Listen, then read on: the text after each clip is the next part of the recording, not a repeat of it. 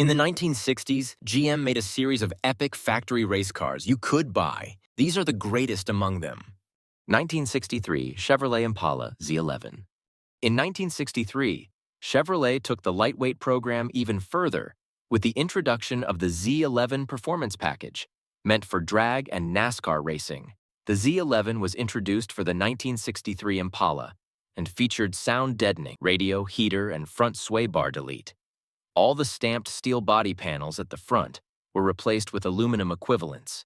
Under the hood sat a 427 cubic inch version of Chevy's 409 V8. The engine boasted a 13.5:1 compression ratio, forged internals, a lightweight aluminum high-rise intake, and a pair of 4-barrel carburetors, all feeding into a cowl induction air system.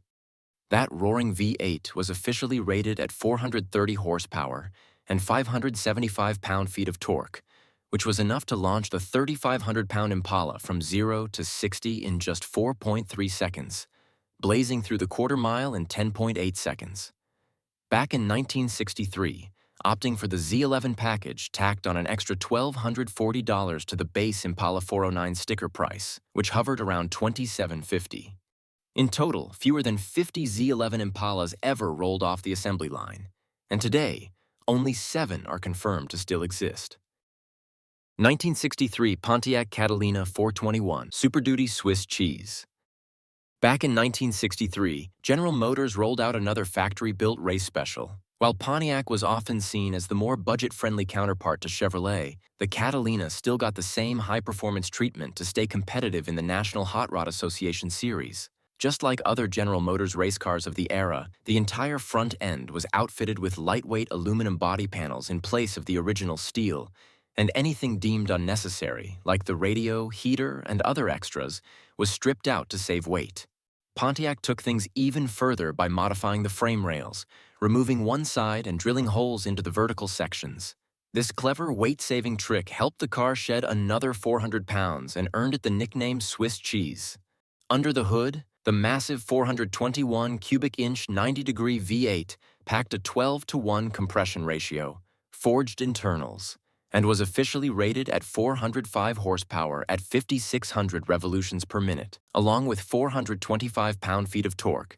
In total, only 14 of these purpose-built racers ever rolled off the line, and today, just 9 are known to still exist. 1963 Pontiac Tempest 421 Super Duty. Another 1963 Pontiac came equipped with the legendary 421 Super Duty V8, though this time it didn't earn any quirky nicknames. The story goes that in the winter of 1962, 2 race teams showed up with heavily modified versions of the Pontiac Tempest, each outfitted with a race-spec 421 Super Duty V8, along with an upgraded manual transmission and differential borrowed from the Pontiac Catalina. Long story short, those Tempests dominated the competition, clocking in a full half-second quicker than the next fastest car. A year later, Pontiac engineers decided to take things into their own hands, stuffing their own version of the 421 Super Duty V8 into the Tempest. Just like the factory race Catalina, this beast of an engine came with a pair of 4-barrel carburetors, forged internals, and was officially rated at 405 horsepower and 425 pound-feet of torque. To keep weight down, the front-end body panels were swapped out for aluminum, and all non-essential equipment was scrapped. Pontiac built a total of just 14 of these rare machines, which included 8 coupes and 6 station wagons. In a playful twist, engineers decided to leave the original 326 badges on the car, even though there was a massive 421 Super Duty lurking under the hood.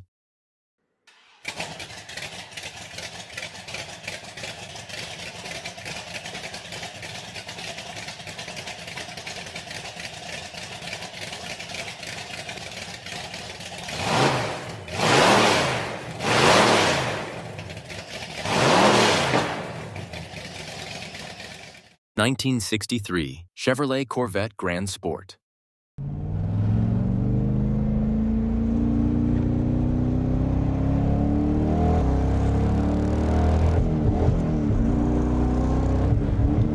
When the C2 Corvette was introduced in 1962, it was clear the platform would be good for much more than just drag racing. Zora Arkus Duntov, At the time, Chevrolet's director of high-performance vehicles started work on a lightweight competition version of the C2 Corvette. It resulted in the Chevrolet Corvette C2 Grand Sport. Many lightweight materials were used, which shaved 1,300 pounds from the C2's weight, which meant the C2 Grand Sport weighed around 1,895 pounds.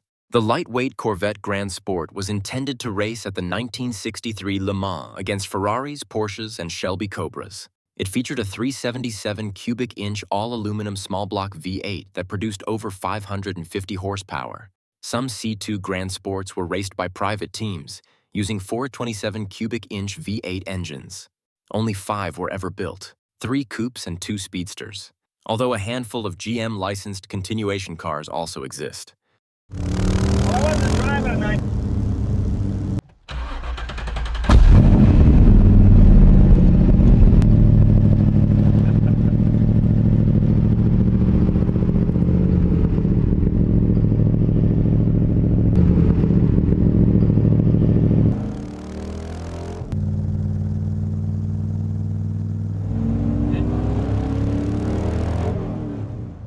1969, Chevrolet Camaro ZL1. Sometime in the 1960s, GM had a rule that no engine displacing over 400 cubic inches could be installed in a midsize or smaller vehicle. Demand for the 427 big block was at an all-time high, however, so Chevrolet went around the restriction by, quietly, making the engine available for order through the central office production ordering system. A total of 1,069 Copo Camaros were built, but only 69 had the ZL1 version of the 427 cubic inch V8. The ZL1 was specifically developed for drag racing. Output was conservatively rated at 430 horsepower, but could easily exceed 500 with mild modifications, such as less restrictive exhaust. The Camaro was always one of the more popular muscle cars, but this one is among the most sought-after versions of the car.